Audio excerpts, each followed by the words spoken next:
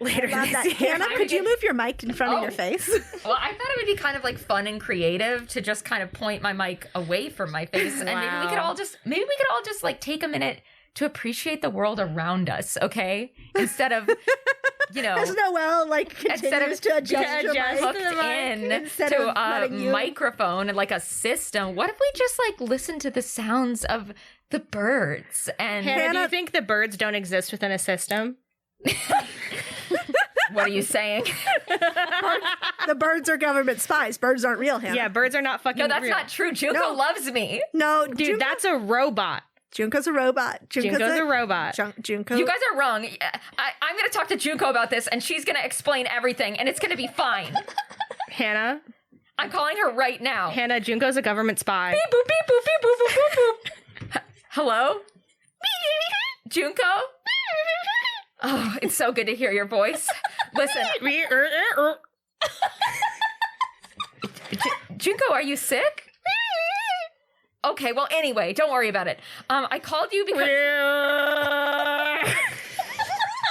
Junko, I can come over if you're not feeling good. I could bring you some cough syrup or... Yeah, well, anyway, remember how you told me that I should... Right, I mean, that's true. I'm sorry, I didn't mean to talk over you. It's just... Remember how you were telling me that I should distance myself from all my real relationships because I can't trust anybody, and you're the only one who truly... Right, you're the only one who truly has my best interest at heart. So, you are totally right. Hey, Hannah, can I have the phone for a sec? I'd just love to talk to Junko. I don't think you need to talk to Junko. Hannah, why don't you turn it on speaker? Yeah. Junko's very sensitive, and I don't want to... this is a private conversation. Okay, all right. Hannah, can you just do this for me? Can you just ask Junko if they know where you are? Why would Junko know where I am?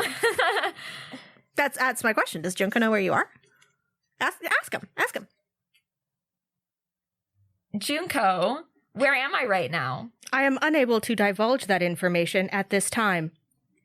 See, it's perfectly normal. There's nothing wrong. Hey, can you ask Junko where the nearest Starbucks is?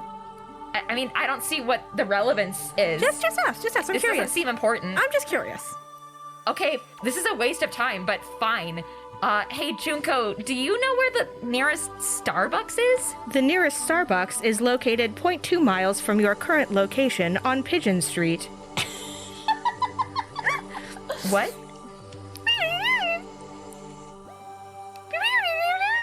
Anyway, it seems like Junko's normal and fine, so we don't have anything to worry about. Yeah, nothing to worry about. Nothing to worry about, Hannah. Totally normal. Anyway, let's play D&D.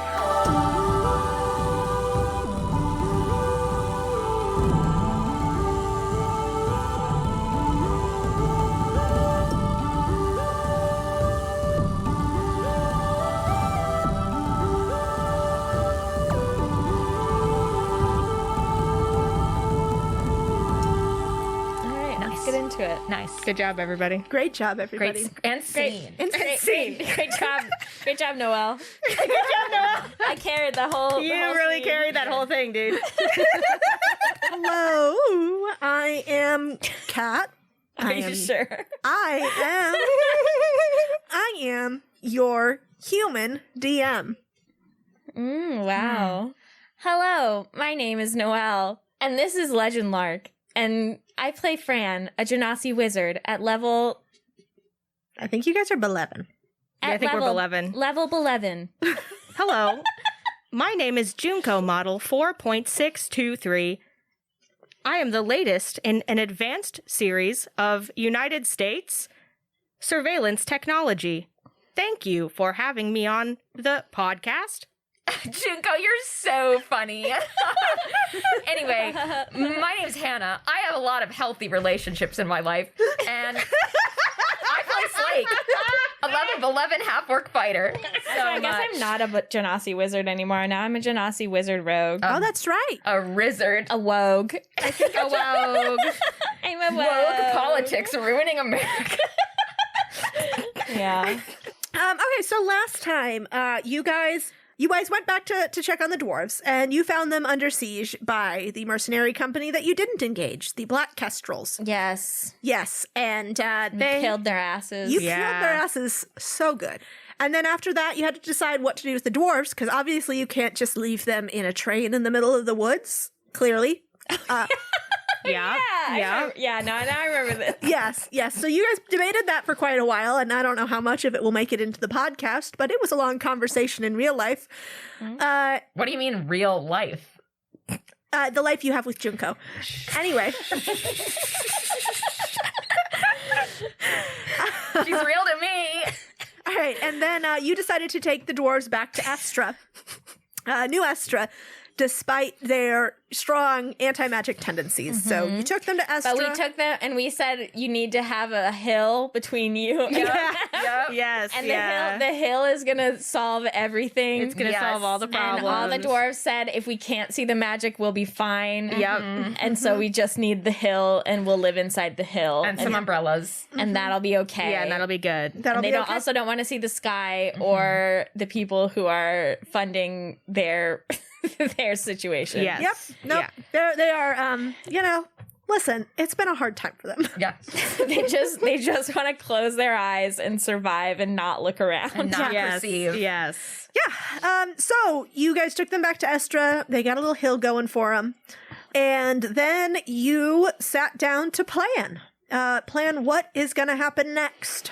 Oh, God. Fran the planning man. Fran the planning man. Hui. So I remember we talked about what our resources were as far as like armies. Yeah. We talked about possible entrance points Yes. into Estadel. Mm-hmm. Yep. Anyway, Fran, you and Mary also went aside and had a sort of weird conversation about how powerful Mary is or isn't, as the case may be. And so that's where we are now, in the library in New Estra. So Mary leads you back to the group, Fran, and signs to all of you. All right, let's focus. What next? I think we need to go to, I don't know, a temple and pray to whoever we need to talk to. I think I need to get more information from Wavel. Mary nods and then looks to Leica. Oh, yeah. We have a temple space set up just at the bottom of the tower. I can take you guys there. And Mary shuffles and says, I'll wait here with the casters till we start getting responses back. You don't want to see big statues of you, Mary? Mary, she looks very uncomfortable and nods. Yeah, that's understandable. I'll tell you if they're good likenesses or not. They're really good likenesses. I made sure of it. Yeah, it says you. What I know what Mary looks like, and as you're saying this, she Leica is walking you guys out. So Yeah, we'll see. Mary, but Mary on the cover of Fantasy GQ. exactly. Yeah. Leica is turning even redder, and she takes you guys around to a very beautiful door. It's not the main entrance to the tower, but it's around the back. There's a beautiful carved white door with scenes carved in it of the deer and the wolf and the crow gods all coming together with Kai in the middle. And she opens the door, and inside there is, a statue of Mary and a statue of Kai. And it is sort of a mother-daughter sort of scene with Mary walking forward and Kai with sort of a hand on her shoulder as though she's like guiding her. All right, we're not going to tell Mary about this. No, Mary cannot see this shit. Leica shifts and says, I kind of told them not to, but Yeah, I get it. I mean, they were like super into Kai, so. yeah, they're still getting used to the whole Kai's dead thing. Well, I mean, is she dead? Well, I mean, she's. It's complicated. Do gods ever really die? Digimon don't. What? It's from TV. So do the Estrans not know about Kai being maybe not the best? Leica shrugs and she says, I don't know how to tell them. I mean, I don't know. I don't really know what you guys have learned either. I've just You didn't read my diaries?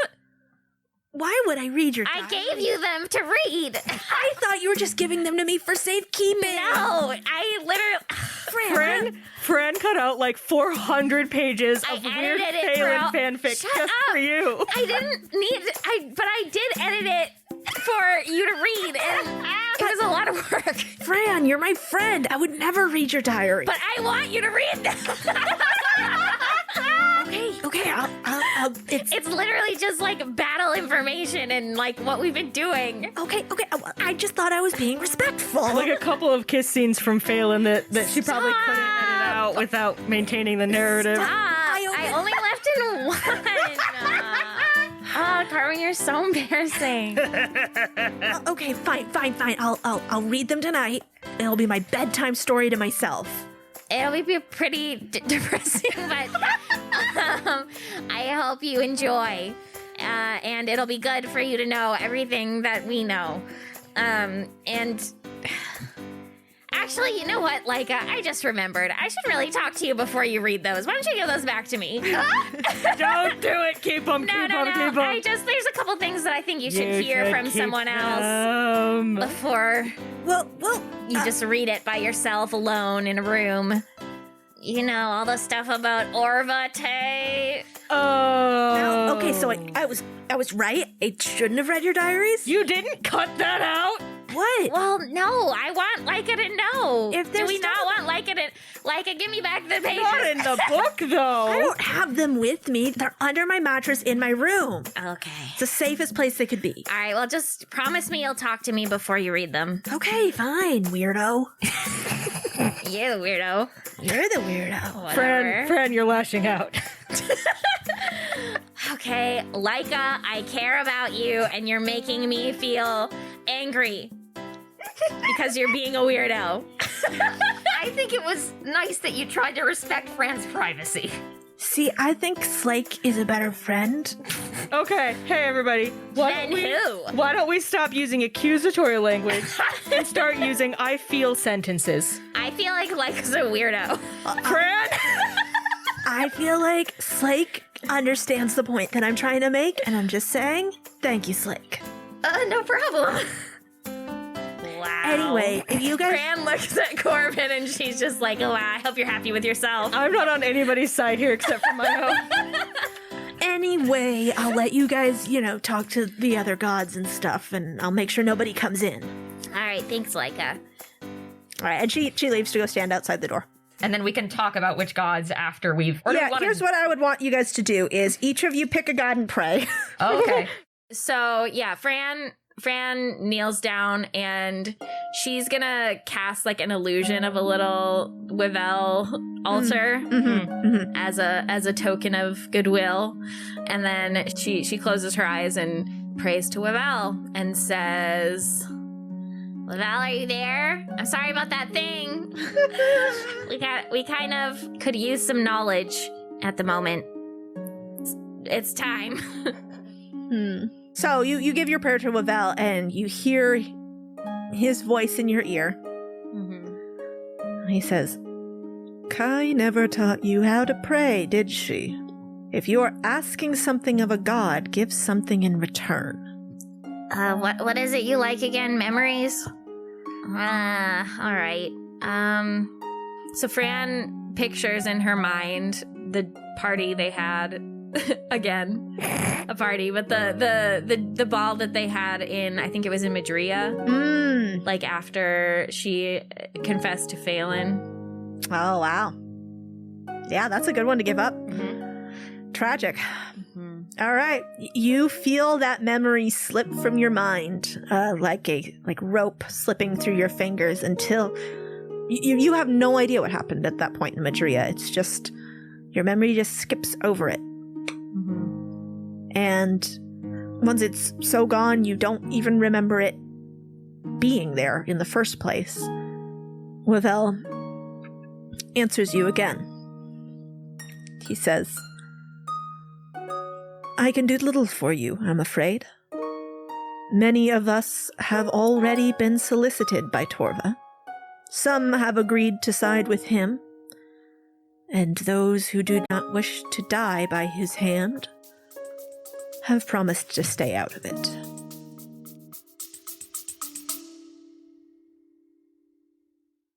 Are you suffering from high-quality podcasts? You see, quality podcasts stimulate parts of your brain, leading to an irksome condition called thinking. But suffer no more, my friend. Introducing Discount Storytime's blend of fictional nonsense and rancid gibberish to provide soothing relief. Try Discount Storytime today. Available on most podcast catchers and at discountstorytime.com. Consult your healthcare provider before listening to Discount Storytime. Not intended to treat unicyclitis, pickleball liver, or jittering expectations.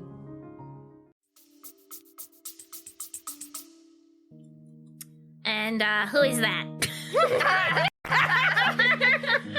And Fran takes out a book to write down. she dips her little quill in some ink. Names, please. The burn book. So, Lavelle considers for a moment. And he says, well, what you gave me is enough to ask a second question, I suppose. But don't get greedy. I am staying out of it, to the extent that this prayer will be the last you hear of me. Oh, God. Okay. Great. The beast gods that you have not met will not come to your aid. They are frightened animals in the face of a bushfire. Ask for no help from the trickster and the thief. Bitches. So I bought that guy that drink for nothing. The others surprise me. His siblings, of course, will side with him. They are all held by the same force who drives them to this end. The one that surprises me is the child. The child? Yes. They has not responded in a very long time. And last I heard, they were supporting Torva's goal. Their parent, of course, will not fight against them. Okay, so Fran nods and looks at her list. And then she says, What could you give me in exchange for my perspective on the battle? You wish to promise me something you have not already done. Interesting. I could not weigh the worth of such a thing. You have the ability to watch over things, right? So what if you get all the knowledge of all the plans I've made and you can watch from my eyes what happens? Very interesting. I will offer you, in exchange for this very tantalizing source of information, I offer you the answer to one more question. When the betrayer has been split in two in order to betray himself, I want to know how to put him back together. Look to Kai. She has done what none of us have dared to do, and sacrifice herself to herself. There may be knowledge there that would help you with your goal. Okay. Then, so how does this work? Do you, zap me in the brain with, a little robot from TV? No. But your eyes are mine, your ears my ears. What your hands touch, I shall feel. The wounds you take, I shall not take with me. And then you get the sense that he's gone, but he's also definitely with you. But also not gone. Yeah. All right. Damn. And Fran kind of nods and goes, "This one's about to be a doozy, buddy." All right, so you snap out of your trance, Fran.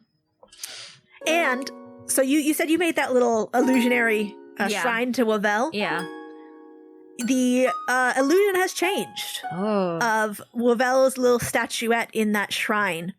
before, when he is always depicted, he is depicted with many hands, usually sort of in a halo around him. And now all of those hands are pointing at you. Ooh. Can I dispel it, or does it just stay when I try to? It dispels it easily enough. Okay, yeah. Yeah, he's just giving you a little spook. A little spooky time. How did it go?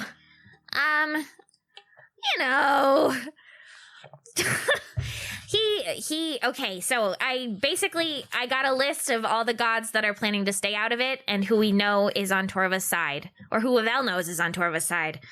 And honestly, it's not that many gods. Oh, really? Okay. So his siblings are on his side, obviously. V, the child god, is on his side. The beast gods, except for the ones that we know, are going to stay out of it. And the Coloni also, I think, are planning to stay out of it. But I think they're on our side secretly. Don't you think? I mean... Well, they better be. I bought that guy that drink. I mean, after all the flirting that Slake did. You know what? I don't think it depends on the drink, but okay. And then the parent god of V is not going to go against Torva. I think Torva's burned a lot of bridges, so to speak. Wow. Who would have thought? Well, that's really good news.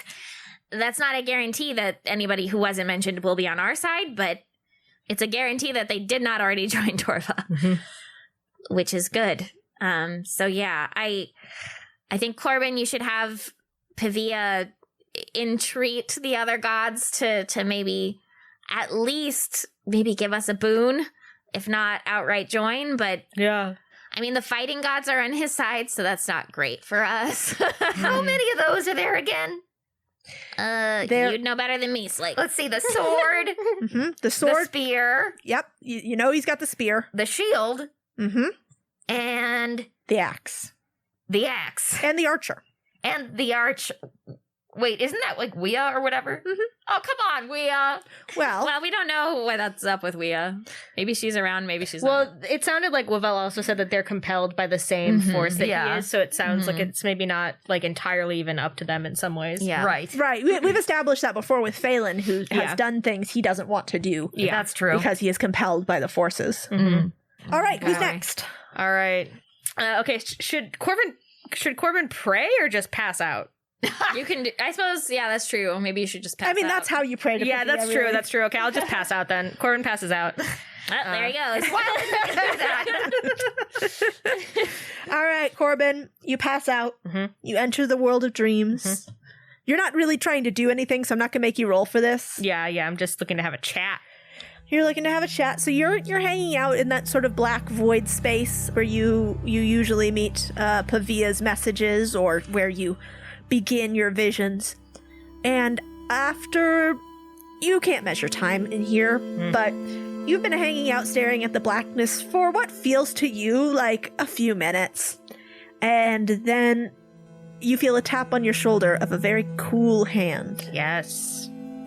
And when you turn around, it's Pavilla standing there, serene, milk-white Pavilla.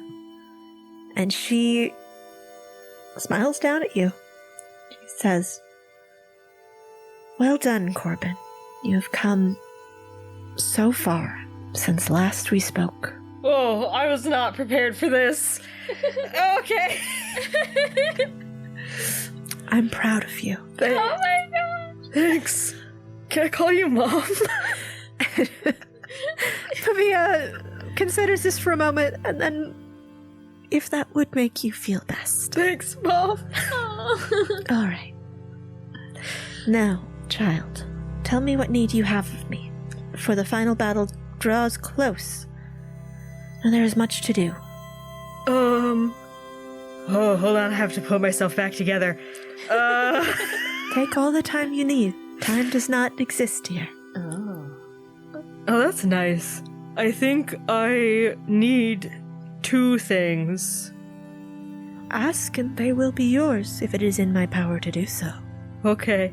The first is Fran just talked to Wavel, and he said that some people were not on anybody's side or abstaining, and some people were fighting for Torva, but there were a lot of people he didn't mention, like the shadow gods.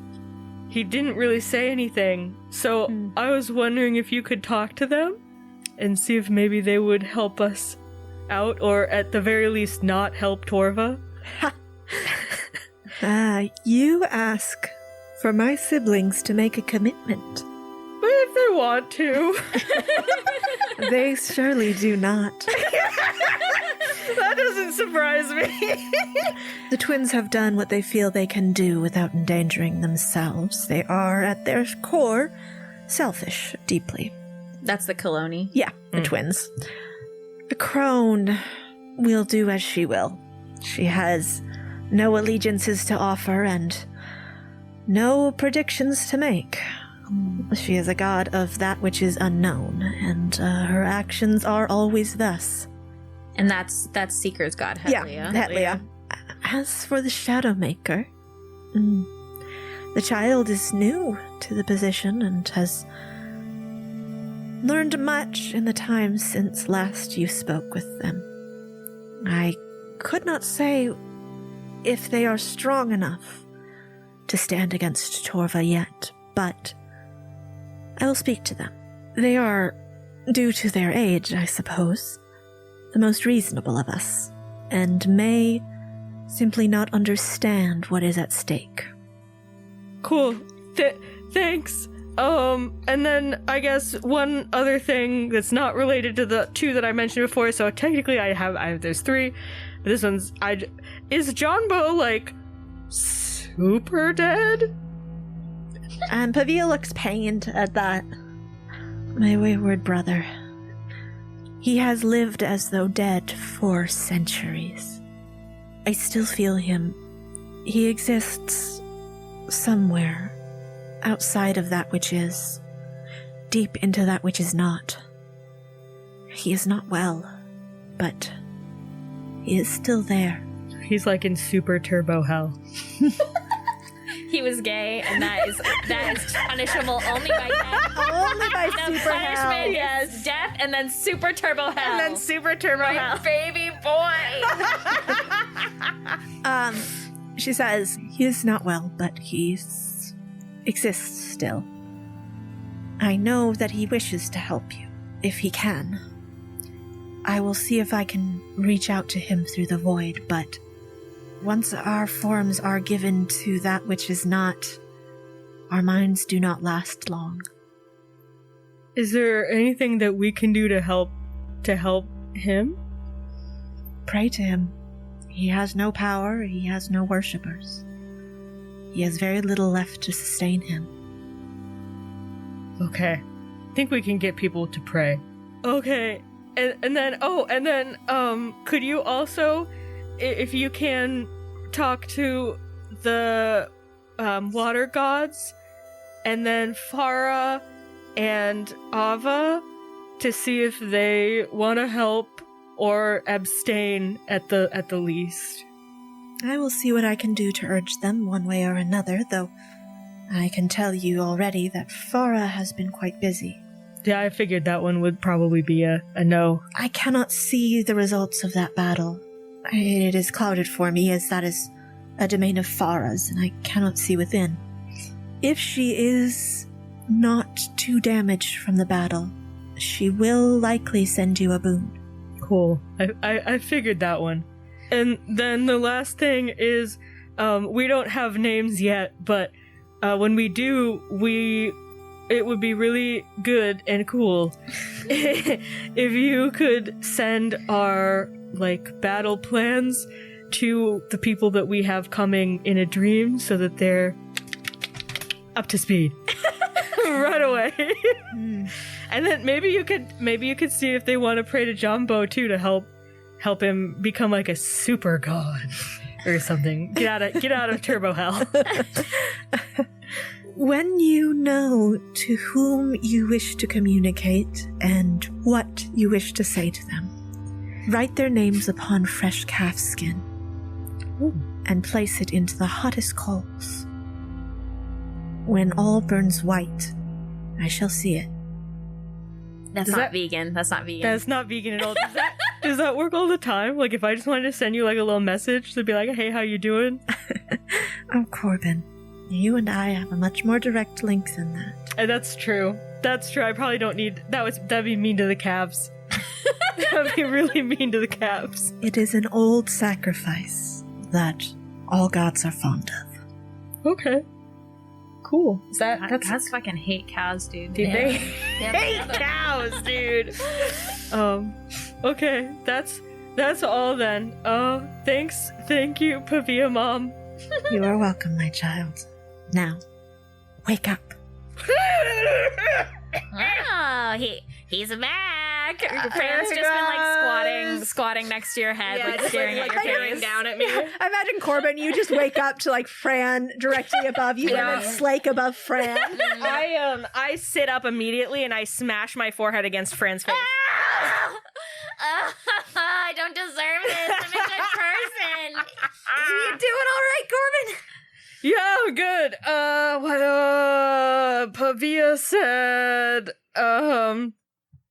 that she's gonna talk to her siblings, but, like, probably most of them are not gonna do anything. They're all, like, selfish assholes. But the Gray will maybe help us. But I'm kind of worried about it, because it sounded like she was saying they don't, like, know what they're doing, but they're, like, it sounds like they're, like, a wild card child coming out, guns blazing. I wouldn't know what that's like. Anyways. Well, maybe they'll remember, when we help them out. No, I think they will, but I think they maybe just don't realize what they're going to get themselves into. Right. Did she say anything about John Bow?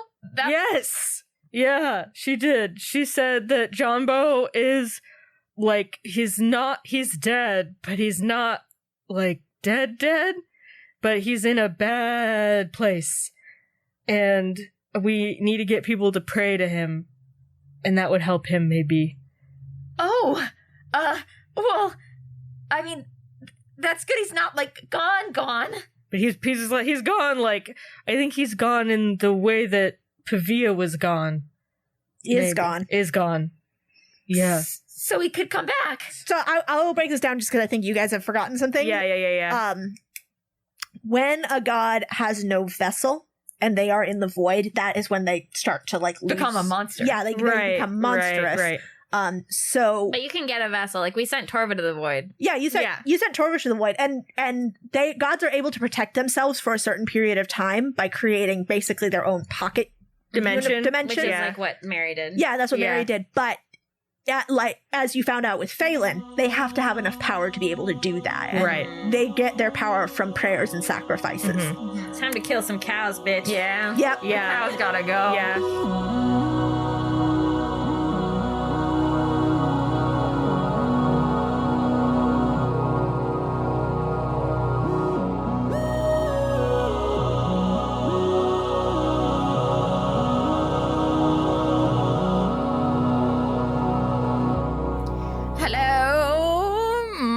Listeners, it is Noel. I come to you once again with a sad sad tale of my sadness. If you hear a distant licking noise, that's my dog licking my foot obsessively. He's sick and twisted. All right, so as last episode, we didn't have a mid-roll. We got some things to take care of today. The first thing I want to do is just to thank our lovely friends at Adventurers Codex for buying an ad from our store. And I want to let you know all about Adventurers Codex. Adventurers Codex is a tool to help you manage your D&D and TTRPG games. Players can use Adventurers Codex to manage their characters, track their HP, spell slots, weapons, items, and more in one convenient place. Adventurers Codex even tracks your short and long rests and resets your magic items at dawn. DMs can use Adventurer's Codex to build campaigns, track player progress, and even manage initiative. Adventurer's Codex also connects entire parties, allowing the DM to see character stats in real time.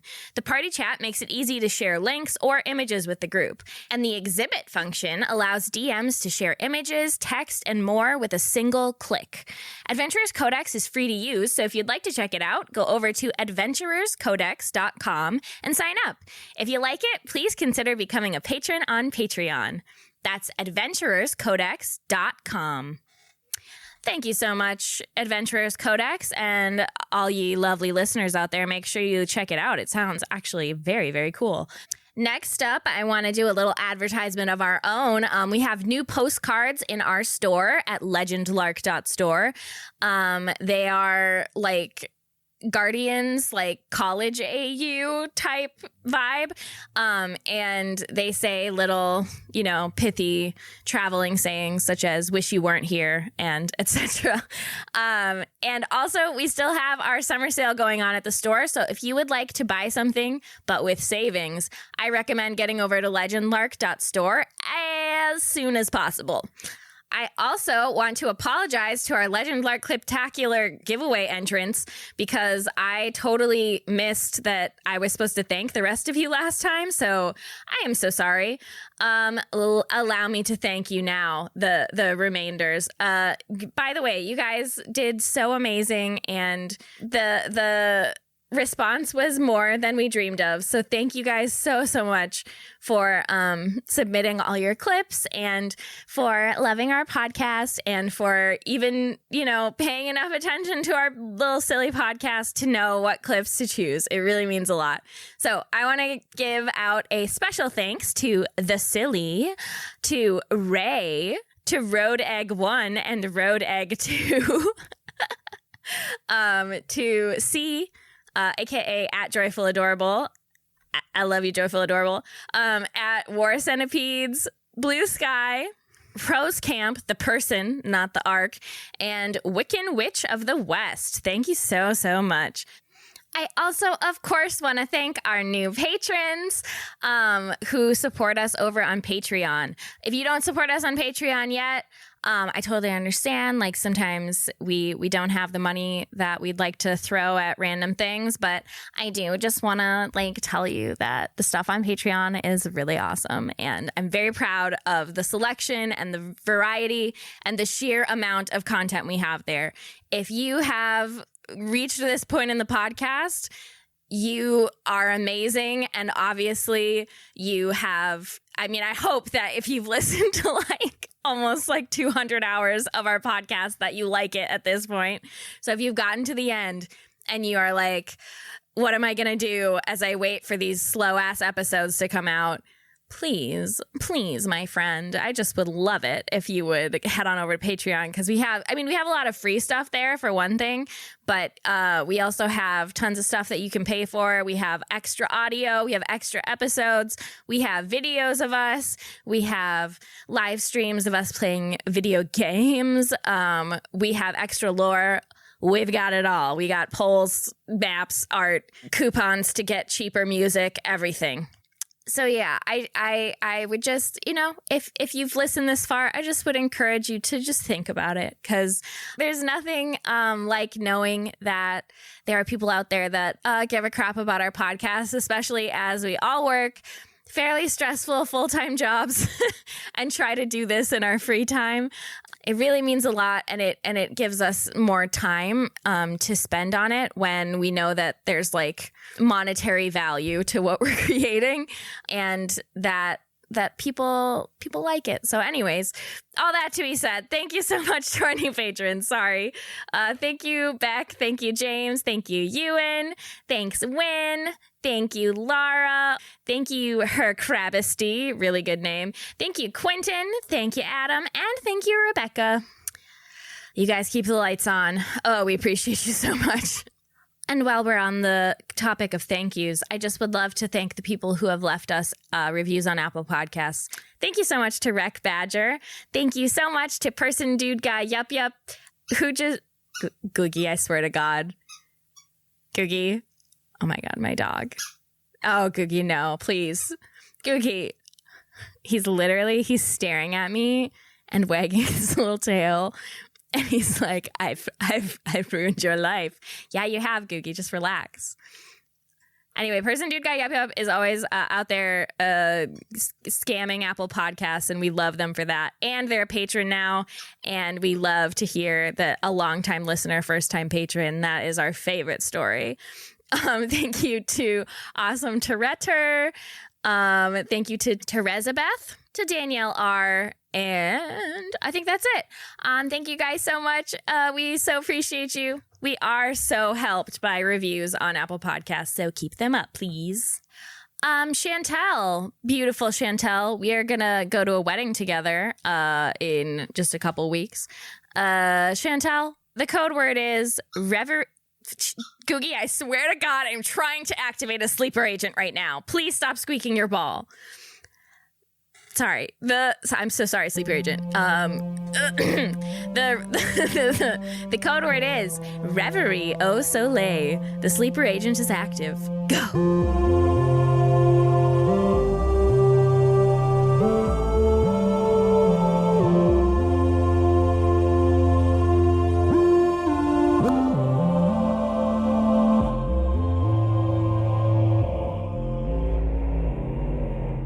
Okay, Slake? Yeah, okay. So I'm thinking about this. I'm thinking about the last time I saw Vioni. Was it? It was when she sent you to go fight. Yeah, it's been a long, long time.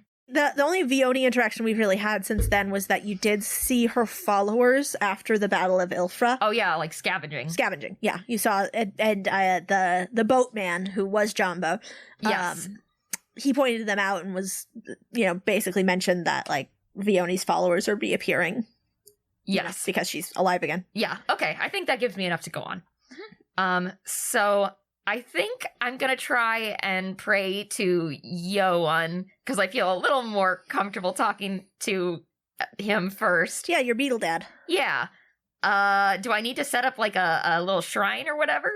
I mean, I figure you probably have an amulet or a sign of Yoan that you would have. Okay. Like, I think that's something. Put Darius out. Yeah, I was actually, that's actually probably, well, yeah, actually, put Darius out. Yeah. That'll reveal some information for you. Okay, I put Darius out on like a nice little surface, and I maybe like fish some like twigs and things out of my pockets, and like I arrange like a cute little circle around Darius, and I say, "Hope this works."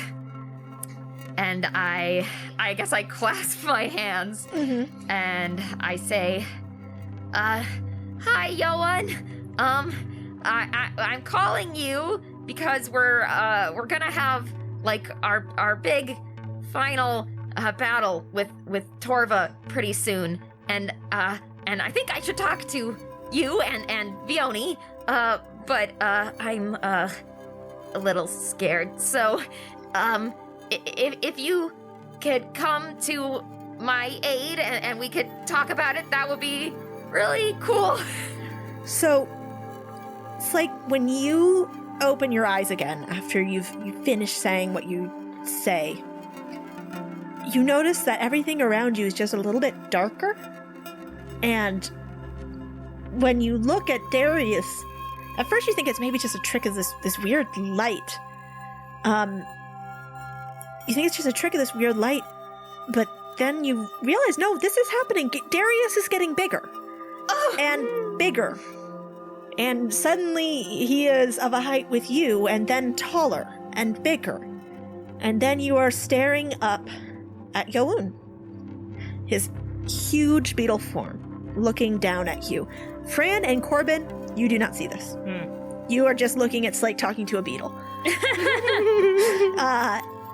And from your perspective, Slake is just sort of in a trance, as each of you were when speaking to gods. I look up in awe and I say, "Oh, you look beautiful." And Yoan gives a creaky little laugh and says, "I appreciate the compliment. There are so few who see the beauty in the crawling things." Yeah, a lot of people don't know how to appreciate good things. Indeed. You call upon me for the apex of your destiny is nigh, yes? I guess, yeah.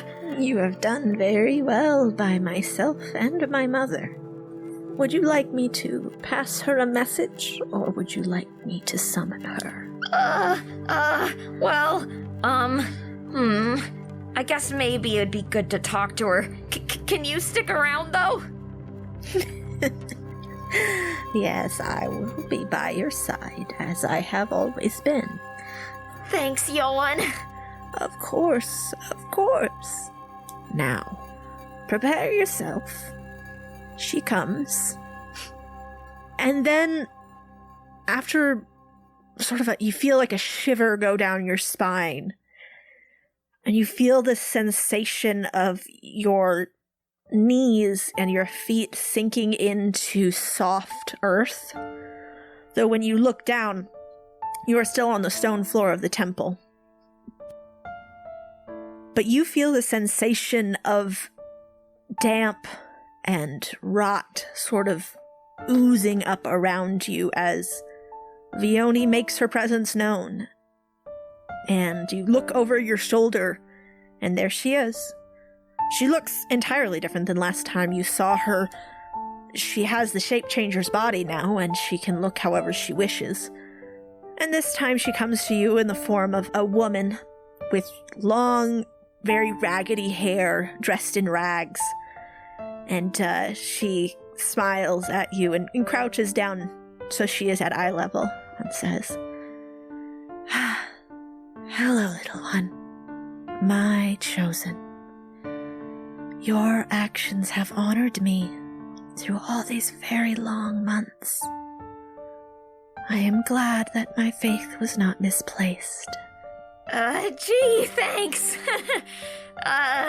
So, yeah, I mean, you probably know already, but we've got this big battle with Torva coming up, and, we could really use any sort of help you might be able to provide. Would that I could, little one, but the hands which hold Torva's reins hold mine as well.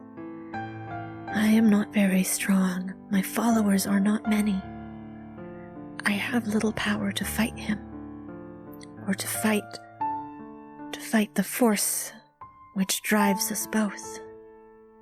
I will be there on the battlefield when you are, and I will do what I can to shield you from harm. But I will be there to pick clean the bones of those who fall. What I can do will be very limited. Okay, well, good to know, I guess.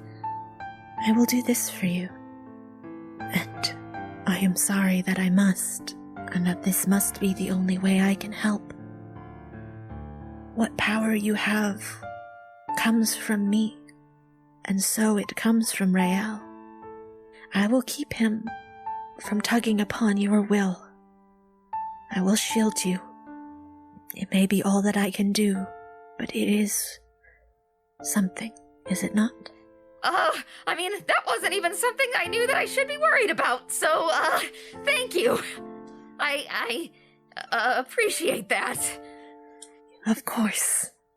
All things slain upon a battlefield must return to me. And I will do with that what I can. I can promise you no more, but know that I am proud of you for all you have accomplished. Ooh, I don't know how I feel about the implications of that, but, cool, then. Good to talk. And I kind of weirdly, awkwardly, stiltedly reach my hand out for like a handshake. And Vioni clasps your hands and brings her face very close to yours. And you smell the wave of rot that rolls off of her as she smiles her broken and crooked smile at you. There is one other of us who does not wish to fight at Torva's side, one who has more power than me, and may be able to resist. There is? I will see if I may speak with my sister. You mean Wea? We shall see. She has many reasons to fight against Torva, and very few to fight for him, save for that which binds us both. For now, take my blessing and kill that bastard.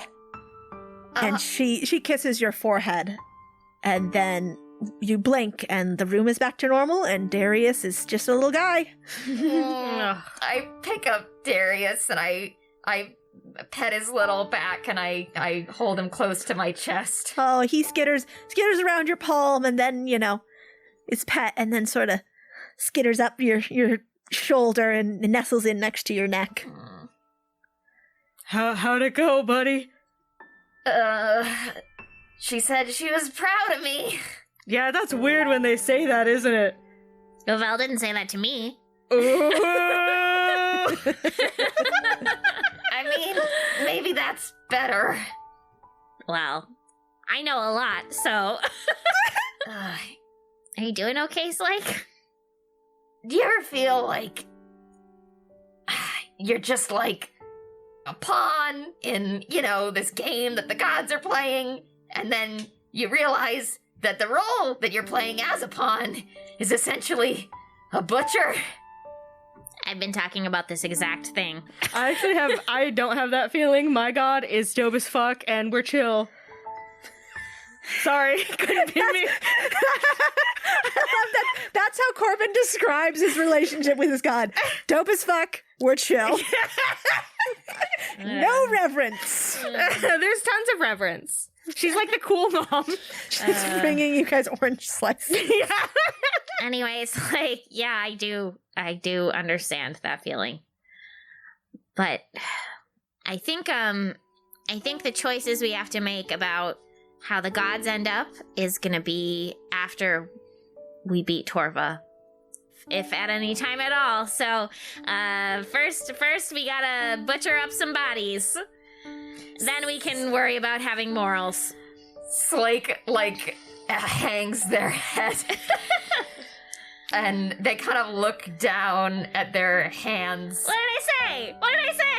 It's not like you've killed anybody who didn't, mostly deserve it. I don't know, we need to get into that. Slake covers their face with their hands and is, just rubbing, up and down, over their face. Yeah. I've killed tons of people. It's normal to be raised as a child soldier. I think we all feel that way. Where's Laika? Where's Laika? And Laika comes rushing in. Laika, we need your help.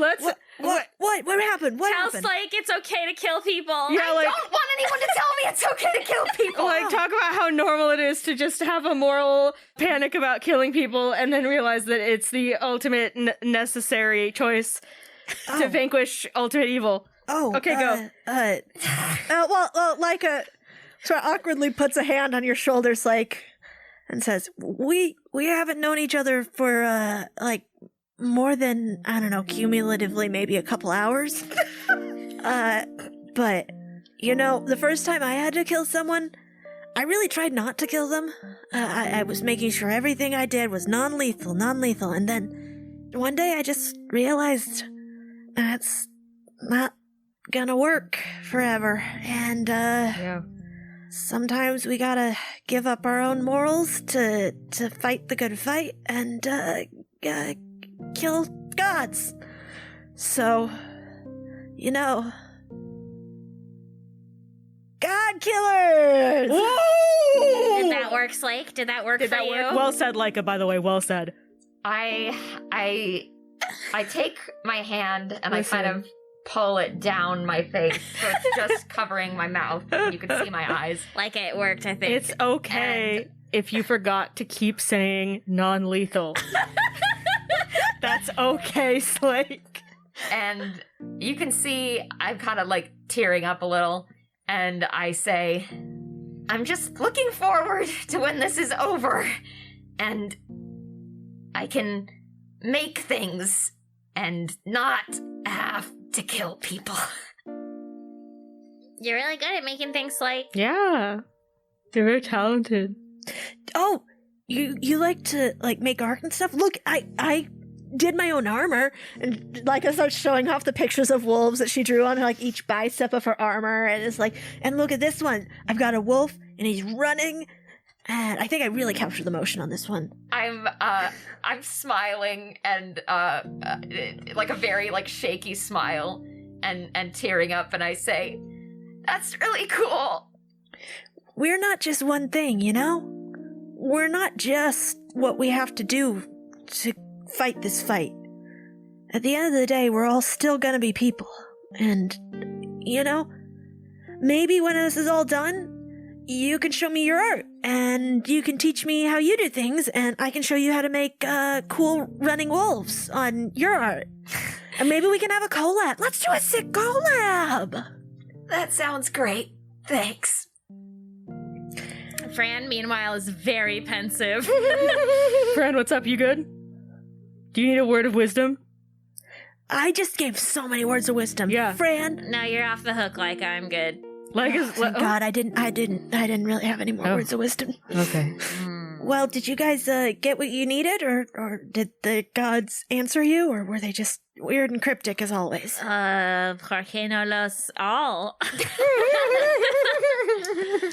They were weird and cryptic, but I think we got some good information and some good, resources. Well, a messenger came while you guys were in session with the gods, and they're starting to get responses on the sendings. So, if you want to come back to the library, we're just writing them all down right now. Yeah.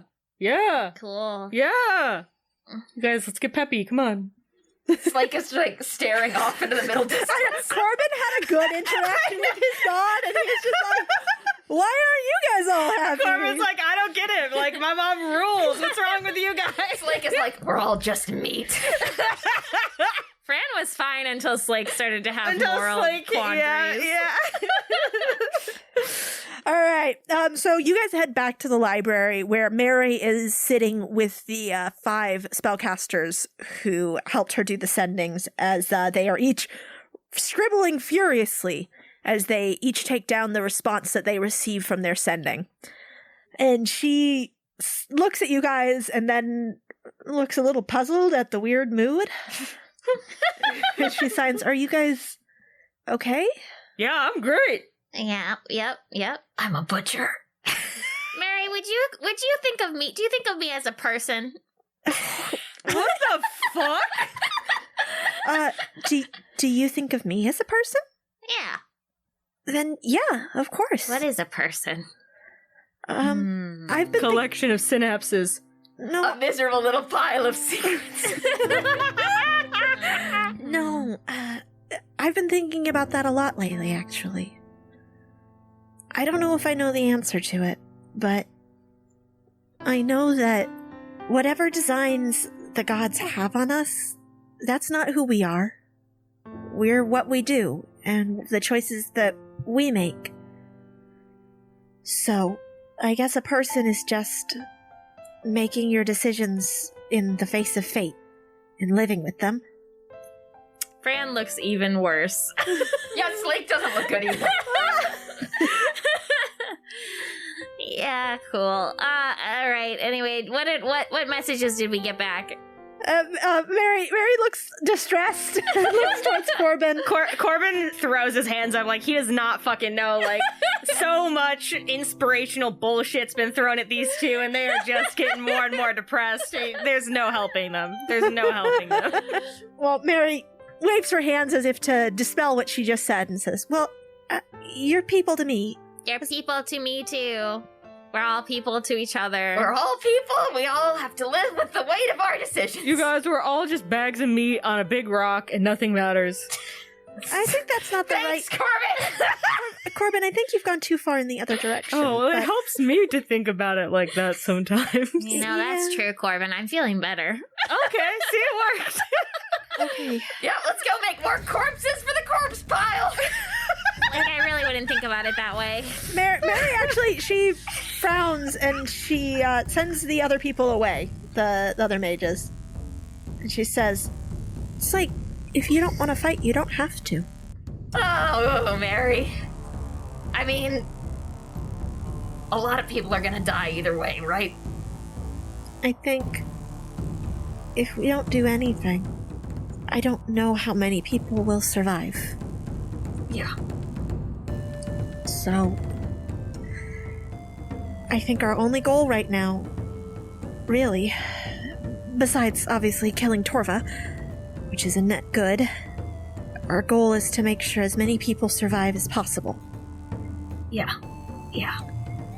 And that's what I'm the god of, so that's what we're fighting for. We're fighting for everyone's survival. And it's gonna suck a lot to do it. Yeah. And I'm really scared too, but... And she puts a hand on your shoulder, Slake, and says, at the end of all this, we're all gonna get so much therapy. God, I hope so, Mary.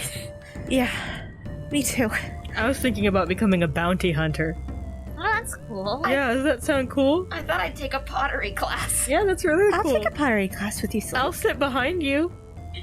Okay, just don't, bounty hunt me. No, I was thinking more like in the fantasy ghosts. You know that I don't know about telepathic visions. I'm sorry.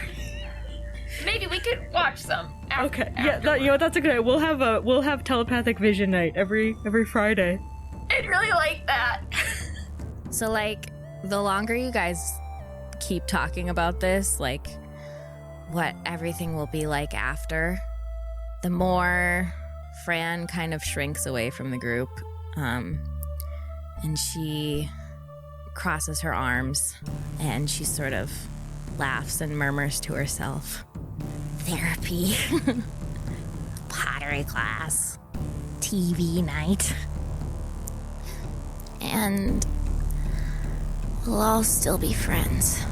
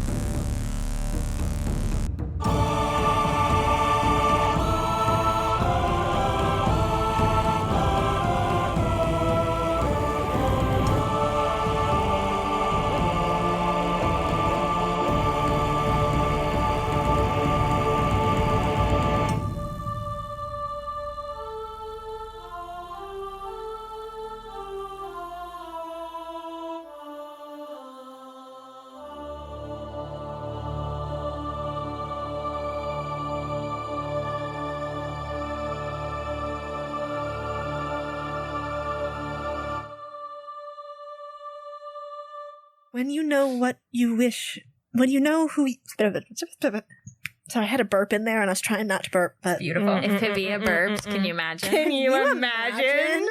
Oh my god. the embarrassment! Oh my god. Humiliating.